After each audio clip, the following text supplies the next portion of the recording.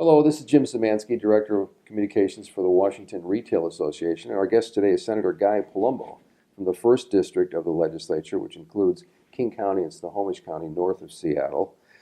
You also serve on the Higher Education and Local Government Committees, is that That's right? correct, yeah. Well, thanks for being here. We appreciate My pleasure. that. Thank you for having us.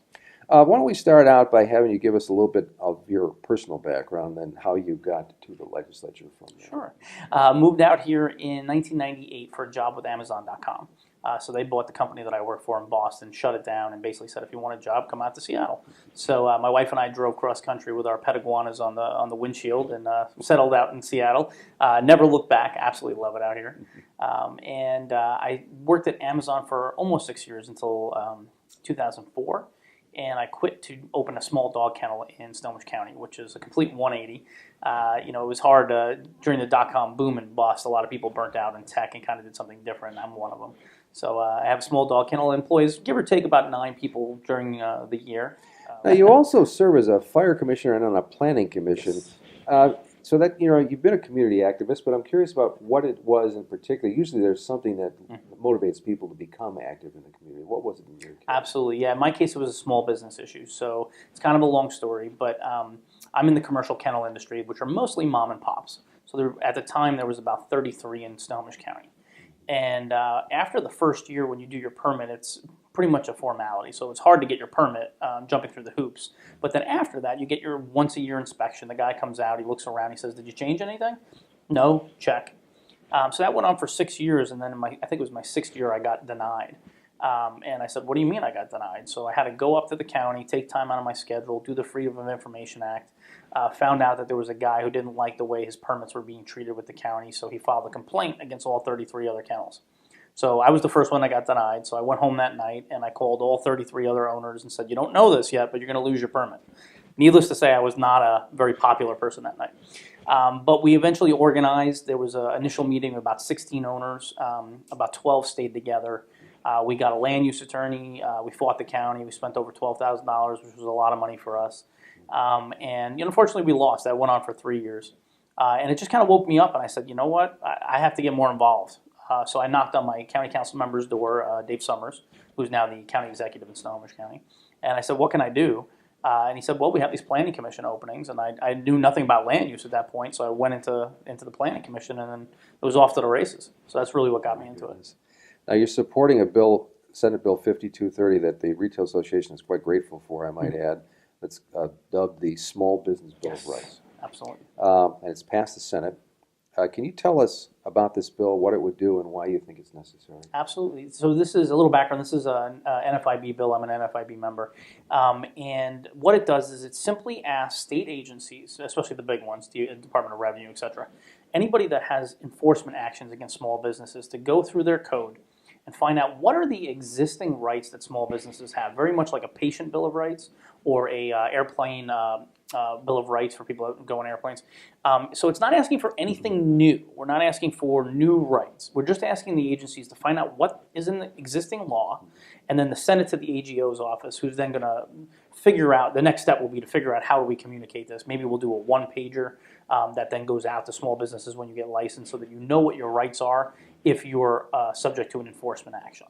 Now, most of your colleagues in the legislature have not really operated a small business. My curiosity is, how do you think you can influence them to be more sensitive to the stresses and strains of running a business today? How do you do that? Well, yeah, I think that you're absolutely right. I think we need more small business owners here in the legislature from both parties. I think it's a helpful experience because ultimately, when we're down here, we are dealing with budgets just like P&Ls that we have in our business, and we make decisions based on a meritocracy. What's the best idea? We do due diligence.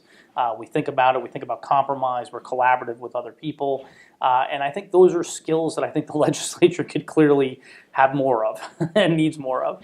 But my job when we're in the caucus room, if there's anything that's really anti-small business, it's my job to stand up and kind of give a different perspective. And I did that on the campaign trail as well with my fellow Democrats, in the local party. It's important to have people stand up and say, this is how this affects small businesses. Because if you don't have that lens, it's very easy just kind of run roughshod over small businesses. So you're getting a voice is what it comes down to. Absolutely. You just got to stand up and give people a different perspective.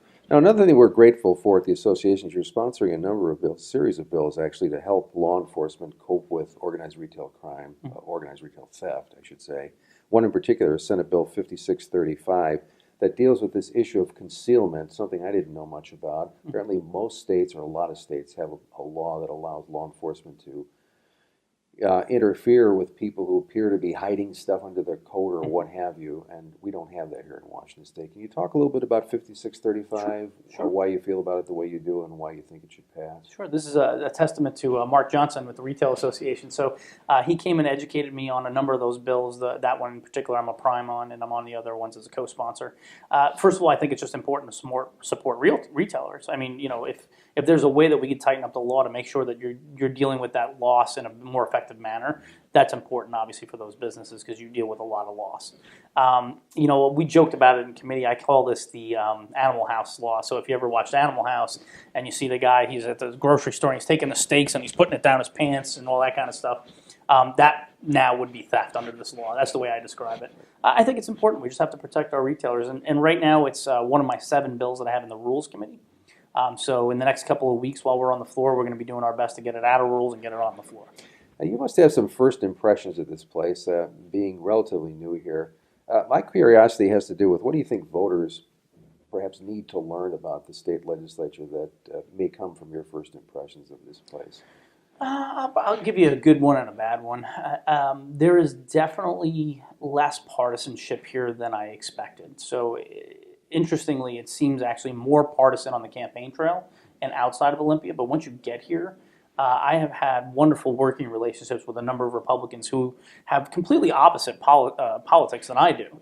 But what I found in a number of cases and a number of issues is that people are very, very well intentioned down here for the most part, and they're willing to compromise and work together on tough issues. So that was an eye opener to me. There is actually a legislative family down here across party lines. So that really makes me feel good about this place. I'd say probably on the other side of the coin, which I'm struggling with in the first 7 weeks on this job, is that this place does not work like business. So in business, as I mentioned before, you go about getting data, you try to make the best decision possible, and you make hard choices and you compromise.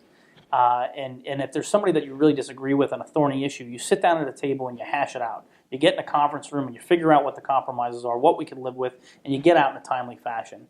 And that's just not the way the legislature works. There's a lot of posturing, a lot of negotiating tactics where I come out with something that's way out here and I come out with something way out here, and then we stare at each other for a while until we come to the middle that everybody knows we're going to get to the middle on, especially on things like McCleary or the budget. From my perspective, I would much rather just get in a room on day one and hash it out rather than being here in special session after special session after special session. Now, Senator, for those you represent, to wrap up, or those who may be interested in some of these issues we talked about, what's the best way for them to get in touch with you? What do you prefer? Email's probably best, for sure. guy.palumbo@ledge.wa.com. And then our office here, we've got great office staff here. So, yeah, just give us a call or send us an email. Thanks so much for kicking these issues around with us, and I appreciate it. My pleasure. Thank you for coming. Thanks, I appreciate it. Thanks a lot.